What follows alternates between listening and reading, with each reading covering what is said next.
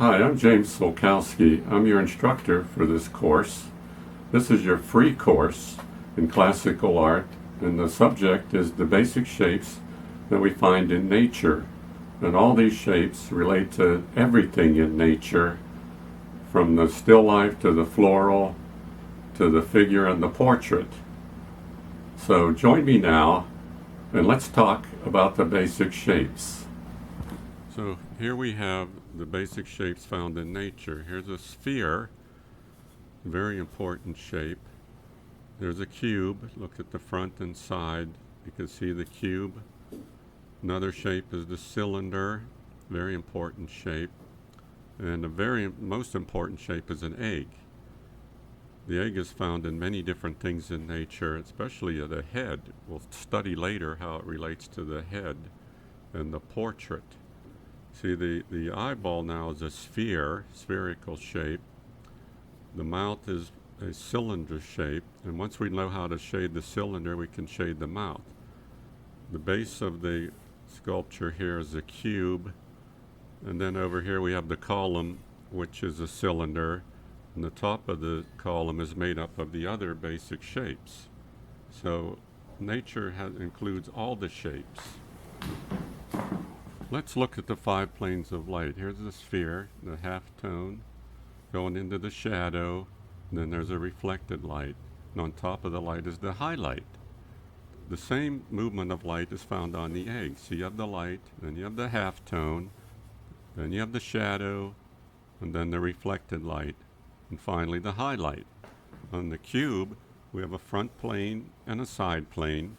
The lightest light on the cube is on the corner right here, and then it gets grayer as you go across, as you go away from the light. Now here's the darkest dark is next to the lightest light and the reflected light. Now here's the cylinder that is similar to the cube, except that we have a half-tone between the light and the shadow. That's what makes the cylinder. Let's look at some close-ups here so you can see the 5 planes of light on each object. Now here's the egg. Notice the cast shadows are the same value as the shadows on all of these objects. So these are the basic shapes of nature and found in everything we draw and paint.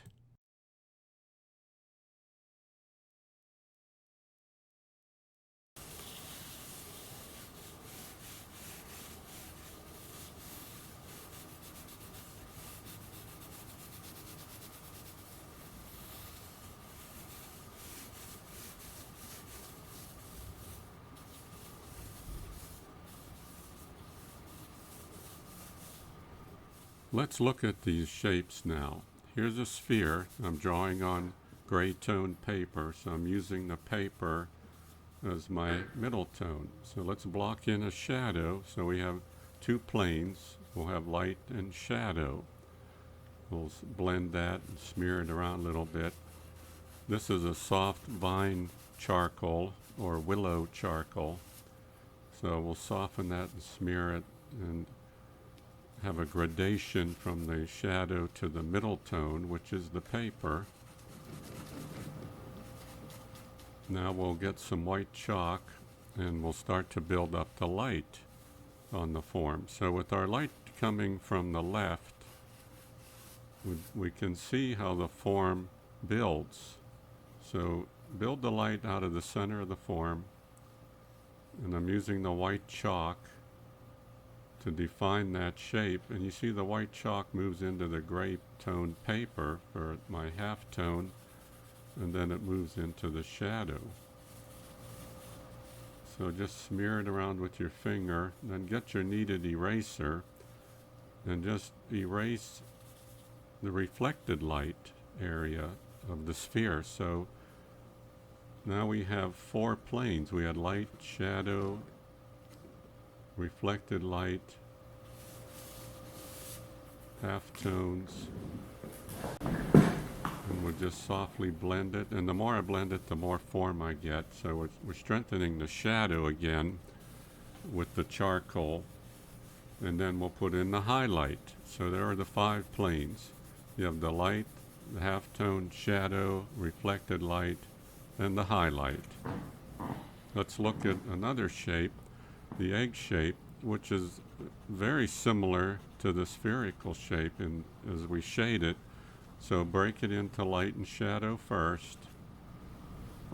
Then we'll blend it and get our halftones, lights, and highlights. So you see we have the reflected light coming in. Now here's the highlight. Just build up the highlight with more white chalk. And then we get a very solid form. You see how the toned paper works for us. Okay, let's look at a couple other shapes. We'll look at the cube and the cylinder. We'll talk about the similarities of these first. So you can see the cube has a very definite front and side plane, and this very dark shadow on the front edge of the shadow side of the cube is what we build up first. Very dark shadow, and then it gets lighter as it goes back towards reflected light. Now look at the cylinder. We start that this exact same way, with the really deep dark shadow, and then it blends to the right, which is our reflected light. So this is based on our natural light source coming from the left. Now look at the difference between the cube and the cylinder. We soften that shadow edge to the left of the shadow, and then suddenly it starts to look round or curved. Strengthen your shadow again, and everything I'm doing makes it a stronger shape, stronger cylinder. Now let's get our back end there on the cylinder and get the white chalk now, and let's build up the light. You'll notice on the cube, the lightest light on the cube is closest to the darkest dark. These are where the two planes meet. Now you notice too, the brightest light gets less light as you move away from that corner. And we'll do the cylinder in a similar way, except the highlight is to the left of the halftone.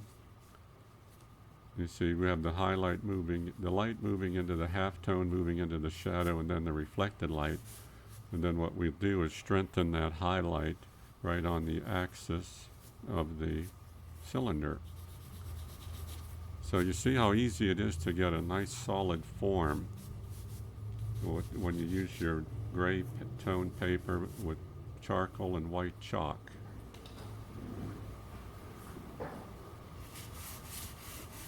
Strengthen that shadow. Let's straighten up that edge a little bit. And very quickly I have a cylinder and I have a cube. So everything in nature is based on these shapes. Let's put a little light in front of there just to give it some depth. Now you see the egg shape helps us when we draw and paint the head or a piece of fruit like a lemon. Here's a portrait based on the egg shape, and all the other shapes are in the portrait. These are shapes. I hope you enjoyed this free course in the basic shapes found in classical art. Look for my other courses having to do with the classical portrait, shapes, figure, grapes, flowers, still life, and floral. They all fall into that spherical. Thanks for watching. And here's an example of some peonies I painted.